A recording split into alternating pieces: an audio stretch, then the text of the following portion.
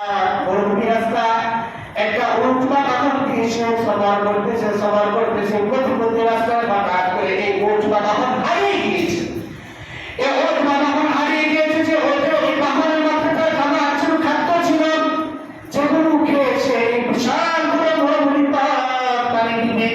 হঠাৎ করে এই উল্টা বাহন হারিয়ে যাওয়ার পরে সে আবার দিশাহারা হয়ে পেরেশান অবস্থায় সে আবার একটা গাছের ছায়ার নিচে ঘুমিয়ে পড়েছে।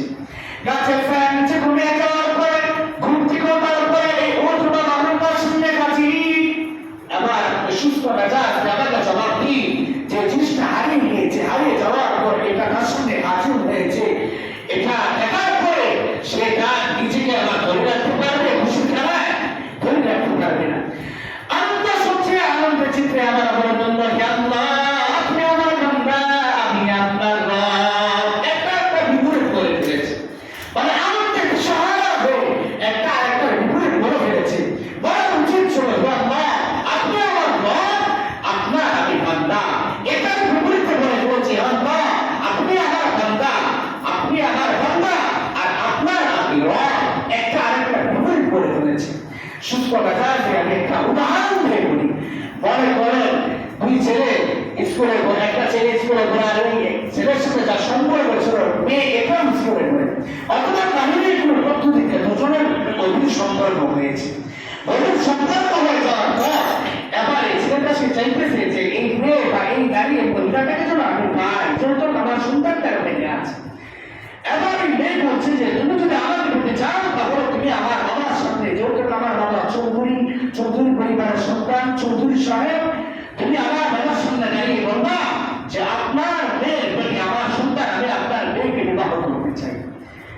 এবার স্বাভাবিকভাবে সন্তান চৌধুরী সাহেবের সামনে দাঁড়িয়ে আনন্দের চিত্রে চৌধুরী পরিবারের সাথে বিবাহ করতে চাচ্ছে এবং প্রস্তাব নিয়ে গিয়েছে। এবার সে আনন্দের চিত্রে বলে চৌধুরী সাহেব আপনার মেয়ের বাচ্চা আমার, আপনার মেয়ের বাচ্চা আমার, মানে একটা আরেকটা বিপরীত করে ফেলেছে আনন্দের চিত্রে। আনাস ইবনে মালিক রাদিয়াল্লাহু তাআলা বলেন সফর অবস্থায় বড় পার সফর করবে, সফর অবস্থায় যে ওর যে বাহনটাকে হারিয়ে গিয়েছে এটা যখন আমার পেয়ে পেয়েছে, আমার যখন তার সঙ্গে উপস্থিত হয়ে গিয়েছে, এই বান্দারা যে পরিমাণ খুশি হয়েছে তার চেয়ে হাজার হাজার গুণ বেশি খুশি হয়।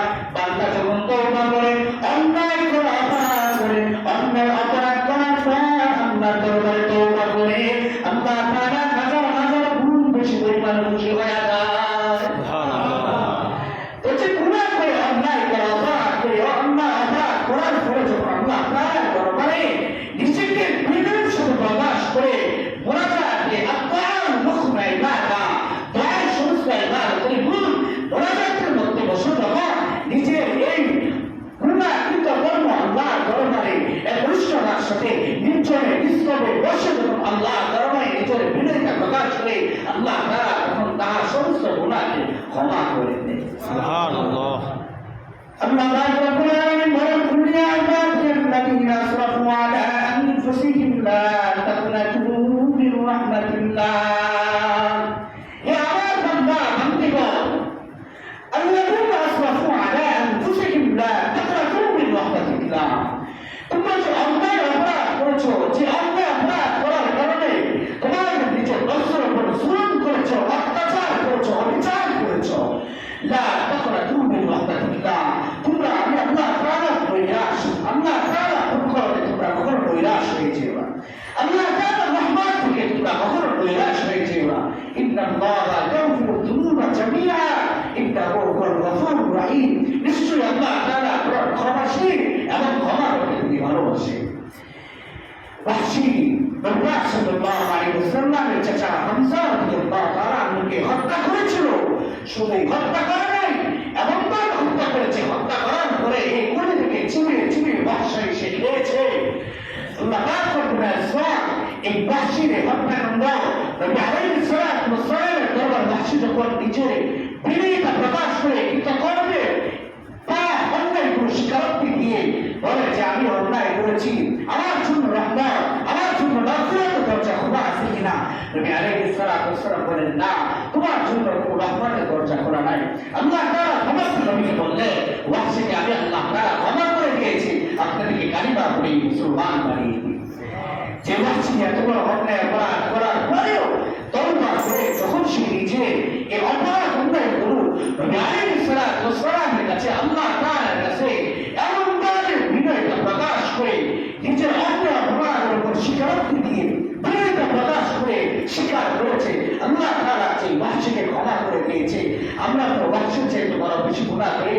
আমরা তো স্বাভাবিকভাবে নামাজ পড়ি, রোজা করি, ইবাদত বন্দেগী তসবিহ তাহলিল টুকটাক সবকিছুই তো করি।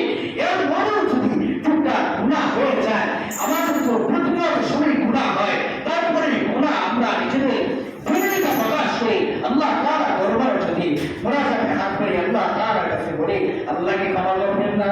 করবেন। অবশ্যই অবশ্যই ক্ষমা করবেন।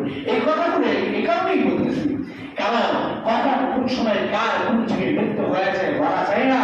মৃত্যুর আগে যেন তওবা কাকুর যেন আপনার মৃত্যু হয়, কালিমা পড়ে যেন আপনার মৃত্যু নসিব হয়, এই মন মানসিকতা, এই মনোফিকি, এটা যেন সকলের অন্তর থেকে, এটা আমরা মুসলমান হিসেবে আমাদের নৈতিক দায়িত্ব।